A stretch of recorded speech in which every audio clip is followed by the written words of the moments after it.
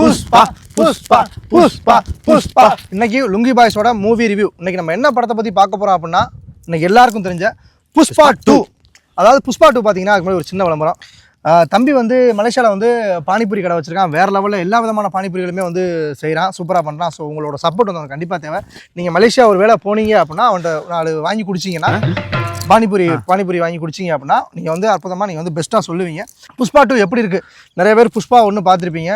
என்ன நினைப்பீங்க, புஷ்பா 1 பார்த்துட்டு தான் நீங்கள் புஷ்பா 2க்கு போகணுமா அப்படின்னு கேட்டிங்கன்னா அப்படி கிடையாது. நேராக நீங்கள் புஷ்பா 2வே பார்க்கலாம். ஏன்னா அது வேறு கதைக்களமாக இருக்குது, இது வேறு கதைக்களமாக இருக்குது. அதே மாதிரி நீங்கள் எல்லாருமே ஒன்று நினைப்பீங்க, ஃபகத் ஃபாசில் தான் வில்லன். ஏன்னா ஃபஸ்ட் பார்ட்டில் வந்து எல்லாருமே ஃபகத் ஃபாசில் தான் வில்லன் நடிச்சிருக்காரு அப்படின்னு நினைப்பீங்க. ஆனால் இந்த படத்தில் வந்து ஃபகத் ஃபாசில் வில்லன் கிடையாது. வில்லன் மாதிரி காட்டுறாங்க. ஆனால் இதில் ஒரு வில்லி வச்சுருக்காங்க.